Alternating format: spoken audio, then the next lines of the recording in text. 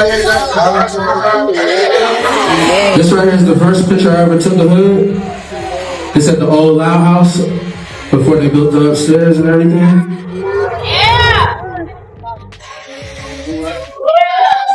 The night began with silence, but silence never lasts when grief and truth collide.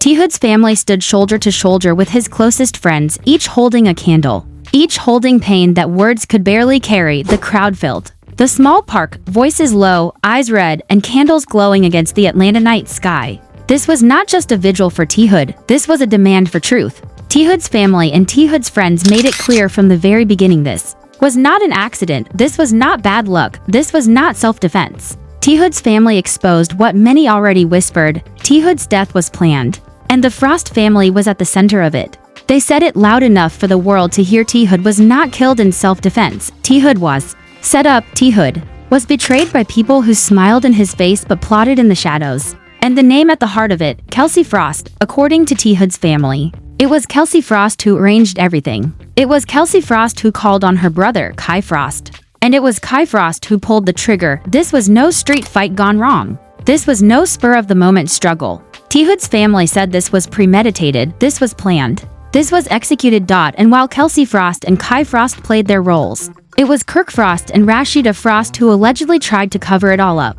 The truth, according to T. Hood's family, was hidden under a blanket of lies. Kirk Frost and Rasheeda Frost, powerful faces of Atlanta reality TV, stepped in to spin the story, to twist the narrative, to sell it as self-defense. But the people closest to T. Hood knew better, his family knew better, his friends knew better. They said this was jealousy, this was envy, this was murder. The vigil was supposed to be about candles and memories, but it became something bigger. It became a courtroom in the open air. It became a stage where people testified not just about how much they loved T. Hood, but about how his life was stolen. A friend of T. Hood held up a picture of him smiling, taken years before at the old lighthouse. His voice shook as he said, "This is the first picture I ever took of Hood. I never thought it would be one of the last pictures I would ever hold up in front of his family. After he's gone." The crowd murmured, heads nodded, candles flickered, one after another. Friends took the microphone. A beatmaker who had worked with T. Hood recalled late nights in the studio. How T. Hood would rap until the sun came up, how he never got tired. How he filled an entire hard drive with music like no other artist he had ever met. He said, T. Hood fit on every beat perfectly. He was unstoppable. He was supposed to be the next to blow. And now look at what they took from us. His words pierced the crowd, and the name Frost was whispered again and again. The manager of T. Hood, his voice heavy, said, "This is still not real. I wish my brother was here to see how many people loved him. I met T. Hood organically, but when I met him, we became family. We had so many plans. We had albums lined up, tours planned. And now it's all gone because somebody was jealous. Because somebody couldn't stand to see him shine." His eyes burned, his voice cracked. And the accusation hung heavy in the air. The crowd knew who the somebody was. They knew the Frost name was not being whispered out of love but out of anger. A DJ took the microphone, speaking not just for himself but for every DJ in Atlanta who ever played a T. Hood record. He said, "Nothing happens against you, everything happens for you. But I need everybody to hear this. T. Hood's death cannot be brushed off as self-defense. It was not self-defense, it was jealousy, it was plotted, and it was executed. We owe it to him to keep his music alive and to keep his truth alive." The crowd erupted in agreement. They shouted T. Hood's name. They shouted justice for T. Hood. T. Hood's family didn't stay quiet either. A woman stepped forward, her voice trembling, but her message sharp as steel. She said, "I'm tired of seeing our young black men die. Not because of police, not because of another race, but because of jealousy. T. Hood was killed because someone couldn't stand to see him shine. They say it was self-defense. But it was not self-defense, it was jealousy, and it was murder. And I don't care what excuse they push, I don't care how much power Kirk Frost and Rasheeda Frost have to twist this story. We know the truth. Kelsie Frost planned this, Kirk Frost pulled the trigger. And Kirk Frost and Rasheeda Frost are hiding it." Her words hit harder than any headline. The crowd shouted back, that part. The chant grew louder, people raising candles high, people raising fists, people raising their voices. The vigil turned into a protest in spirit. It was no longer just about mourning, it was about exposing. It was about calling names, demanding answers, demanding accountability. As the candles passed around the crowd, people continued to share stories of T. Hood. They spoke of his kindness, his humor, his work ethic. They remembered how he supported everyone else's dream even while chasing his own. And every story made his death feel heavier, every memory made the betrayal cut deeper. How could someone with so much life, so much music, so much future be taken away in such a cruel, calculated way? And yet, while the crowd remembered, they also pointed fingers. The Frost family name was repeated more than once. T. Hood's sister. Her voice soft but unshakable said, "We loved him from the first day and will love him forever." But love isn't enough. Love doesn't bring justice. Love doesn't arrest killers. Kai Frost is still free. Kelsie Frost is still smiling. And Kirk Frost and Rasheeda Frost are still pretending nothing happened, but we will not stop. We will not let this story end as self-defense. We will not let their lie bury my brother's truth. The night air was heavy with grief, but also with rage. The crowd didn't just cry, they planned. They didn't just light candles, they lit a fire of resistance. The vigil became evidence. The vigil became testimony. The vigil became a warning. The Frost family's version of the story might have power behind it. But T. Hood's family and T. Hood's friends had something stronger, truth, and truth was now spreading. Clips from the vigil hit social media, hashtags trended, hashtag justice for the OD began to climb on Twitter. Instagram stories filled with footage of people chanting, "It's not self-defense." TikTok edits mixed his music with vigil speeches, turning his art into protest anthems. The city began to buzz, the whispers turning into shouts. By the time the vigil closed, people knew this was only the beginning. This wasn't just about mourning T. Hood. This was about exposing Kelsie Frost. This was about calling out Kai Frost. This was about holding Kirk Frost and Rasheeda Frost accountable, and most of all, this was about making sure the world knew the truth could not stay buried. The candles kept burning, and the night refused to end quietly. People were still arriving, some with flowers, some with posters, but all with heavy hearts. The vigil for T. Hood had grown larger than anyone expected. What started as family and close friends gathering for comfort had transformed into a movement. By now, the whispers had turned into a chant, "Justice for T. Hood! Justice for T. Hood!" Everywhere you turned, you saw faces wet with tears, voices cracking with pain, but hands raised in unity. This was not just grief, this was rage. And this was truth being spoken without fear. T. Hood's name echoed through the park, his picture was held high, his music played in the background, every lyric now sounding like prophecy. Every beat like a drum of resistance. A close collaborator of T. Hood, one of his oldest friends, stepped forward. He spoke into the mic with a shaky voice. "I met T. Hood years ago, before the fame, before the shows. We were just kids trying to make something out of nothing. He was more than a rapper, more than an artist. He was a brother, and now he's gone, not because of fate, not because of chance, but because of a plan." Kelsie Frost set this up. Kai Frost carried it out, and Kirk Frost and Rasheeda Frost are trying to cover it up with lies. The crowd erupted again. People shouted the names out loud. Kelsie Frost, Kai Frost, Kirk Frost, Rasheeda Frost. The sound carried across the night, bouncing off the walls of the gazebo and into the streets beyond. There was no hiding now. The vigil had become a trial, and the verdict was clear in the people's hearts. This was murder, not self-defense. Another speaker, a producer who had spent countless nights in the studio with T. Hood, shared his pain. "I seen T. Hood work harder than anybody in the city. He didn't take shortcuts. He didn't ask for handouts. He built everything from the ground up. And for what? For jealousy to take it away. For envy to pull a trigger. Don't tell me it was self-defense. Don't tell me it was an accident." Kelsie Frost knew what she was doing. Kai Frost knew what he was doing. And now Kirk Frost and Rasheeda Frost think they can sell us a story. And we'll believe it? No, we see through it. We know the truth. We know the truth. The crowd began chanting louder. "It's not self-defense. It's not self-defense." The chant shook the ground, the kind of sound you feel in your chest.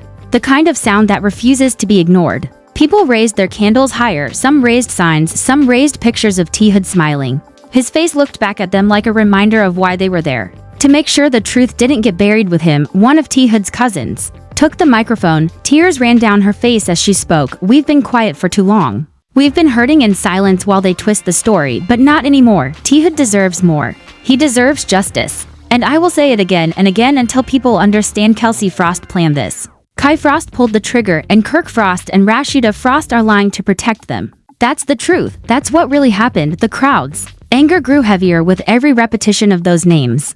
They no longer felt like whispers, they felt like weapons. Every time someone said Kelsie Frost or Kai Frost, it cut through the air like a blade. Every time someone shouted Kirk Frost or Rasheeda Frost, it dripped with betrayal. The Frost name, once tied to music and reality TV, was now tied to suspicion, lies, and blood. A well-known Atlanta DJ, who had spun T. Hood's records for years, stepped up next. His voice was calm but carried power. "When I played T. Hood's music in clubs, the crowd lit up every time. He had that spark, that real spark you can't fake. And now he's gone. I want you to hear me when people like Kirk Frost and Rasheeda Frost try to say it was self-defense. They are lying to you, they are protecting their own, but the streets know, we all know.